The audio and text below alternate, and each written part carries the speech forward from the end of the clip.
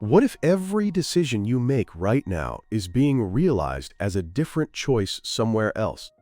What if, at this very moment, countless versions of you are living entirely different lives across countless universes? In 1957, a young Princeton physicist named Hugh Everett published a hypothesis that everyone dismissed as absurd. To solve the measurement problem in quantum mechanics, the answer he proposed was this: the universe is not singular. And modern physics is arriving at the same question from a different direction. Could it be that our universe is not the only one? Today, let's explore the concept of the multiverse from the frontiers of science.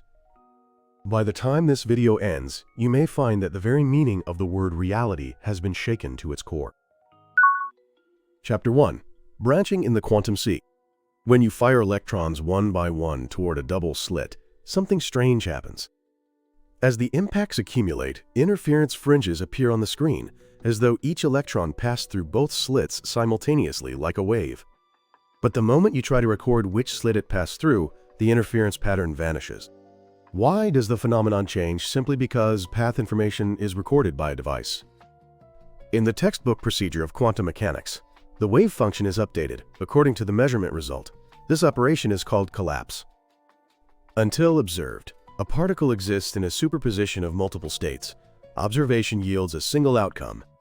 Yet what this collapse actually is differs completely depending on interpretation. Whether it represents a change in physical reality or merely an update to our knowledge, the debate continues to this day. Recent precision experiments have only deepened the mystery of quantum mechanics. Loophole-free Bell inequality tests have dramatically narrowed the room for classical realism to explain quantum phenomena. At the same time, whether the wave function truly collapses or should instead be described as branching without collapsing remains an open question of interpretation and theory. Everett's answer was that there is no collapse at all. The wave function always evolves unitarily, that is, without any loss of probability, through time. When observation occurs, the universe itself branches, and every possibility is described as a distinct reality. Consider this for a moment. If this is correct, then at this very instant, the universe is continuously branching into countless versions of itself. The universe where you chose to watch this video and the universe where you didn't, both are being described simultaneously right now. But here's what's crucial. This is not the only interpretation of quantum mechanics. Multiple interpretations exist: the Copenhagen interpretation, Bohmian mechanics, and others, each offering an entirely different worldview while making identical experimental predictions. The many worlds interpretation is just one position among them. And yet, the questions this interpretation raises are profound. The idea of quantum branching intersects with an entirely different question about the structure of the universe. From a place utterly unlike quantum mechanics, another path to the multiverse has opened. Chapter 2. Cosmic bubbles in the string landscape. In the moments after its birth, the universe is thought to have undergone exponential expansion, inflation. And certain models of this inflation lead to an unexpected conclusion.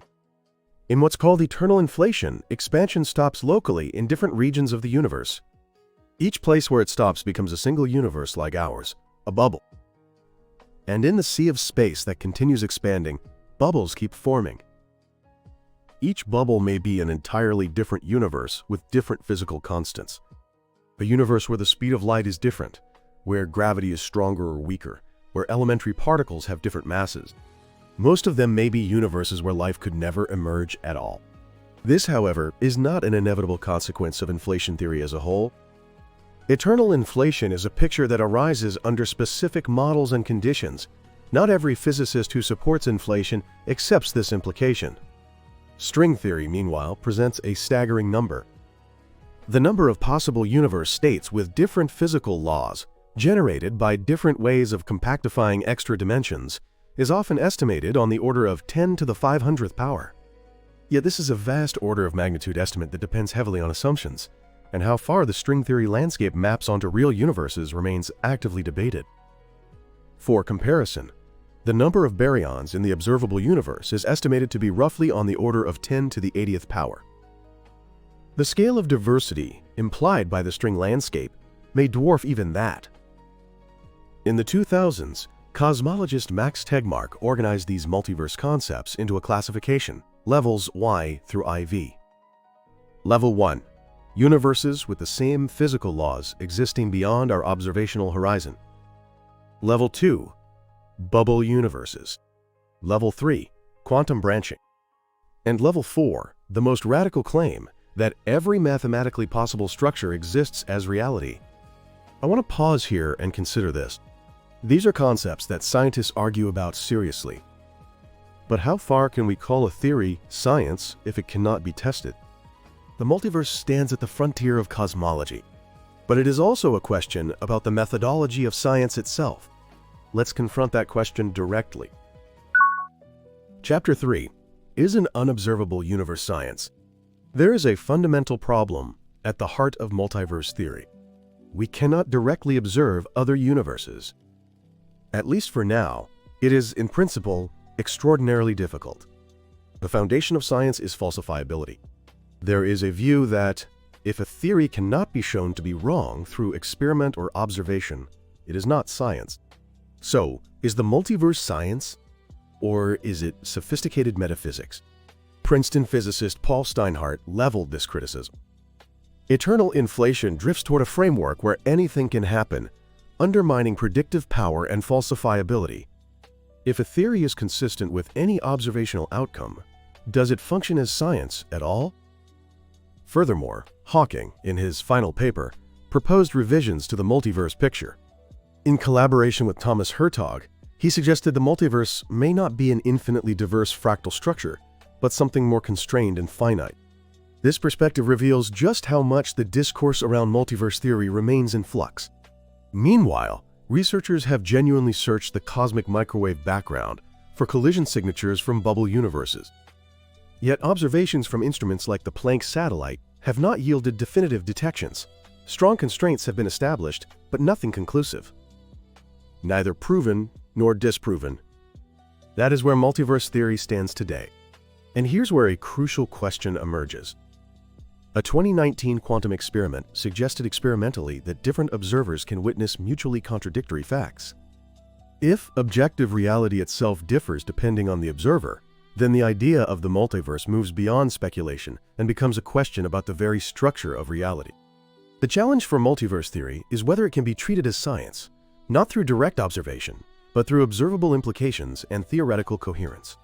This may reveal the limits of science, but it may also be a testament to science's intellectual honesty. The more we know, the deeper the mystery becomes. And that mystery reaches not only beyond the universe, it turns back toward our own existence. So let's take stock. What can we carry away from this exploration? Chapter 4. New Questions About Reality. Today we've ventured deep into the concept of the multiverse. From quantum branching to cosmological bubble universes to the string theory landscape, science is seriously examining, from multiple angles, the possibility that our universe may not be the only one. And beyond that, profound questions await, ones that shake the boundary between science and philosophy. Let's distill 3 insights from today's exploration. First, the many worlds interpretation of quantum mechanics offers a picture in which the universe branches with every observation. But this is not the only interpretation of quantum mechanics. It is one of several that make identical experimental predictions. That is precisely what makes the question so deep. Which interpretation is correct, or whether that question even has meaning, science does not yet have an answer. Second, certain models of inflation and string theory suggest our universe may be just one bubble among an uncountable number. As Hawking suggested late in life, that diversity may have limits. Even so, the possibility that what we have called the universe is just a single point within something far vaster may represent the greatest shift in perspective since Copernicus.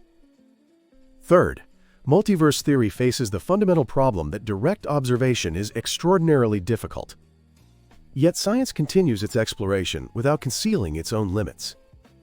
It searches for observable implications, interrogates internal consistency, and, when evidence is not available, says so honestly. That intellectual honesty is what makes science science.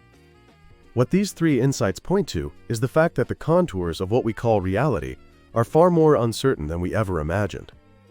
And it is precisely because they are uncertain that continuing to ask questions has meaning. When I reflect on this exploration, what I feel most deeply is a profound respect for the honesty of science.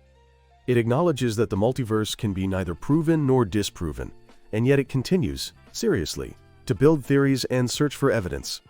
This isn't irresponsible speculation. It's a willingness to face the limits of knowledge head-on. And when science is this humble, I find that we, too, can afford to be humble. The sense that the reality we perceive may not be the only reality gently loosens our overconfidence in the certainties of daily life. Here's what I want to ask you. If, at this very moment, countless versions of you are making different choices and living different lives across countless universes, what meaning does your choice in this universe carry for you? And is the ongoing scientific exploration of something unobservable a testament to humanity's intellectual integrity, or a challenge to the very limits of science? There are no answers to these questions yet, but I believe that continuing to ask them makes us deeper, more humble, and more fiercely curious. After this video ends and you return to daily life, I hope you'll stay just a little more aware. The next time you hesitate at a decision, let it flicker in the back of your mind that beyond this choice, depending on your interpretation, countless branches may be unfolding. That won't make your choices feel lighter. It will make you feel the weight and wonder of choosing in this universe. Just as you know that the light from those stars took hundreds of millions of years to reach you, try to feel it. The universe you inhabit right now may itself be just one among infinite possibilities. That feeling might bring a small cosmic perspective into the fabric of everyday life. Share your insights in the comments. Your questions are what propel this channel forward. I'm grateful you stayed with this intellectual journey all the way to the end. Just like today's question of the multiverse, Mindshift continues to travel the boundary between science and philosophy, exploring the nature of the cosmos, consciousness, and existence itself. If you're someone who isn't afraid of questions without answers and wants to share in the joy of discovery, subscribe and turn on notifications. Let's continue the next exploration together. Until next time.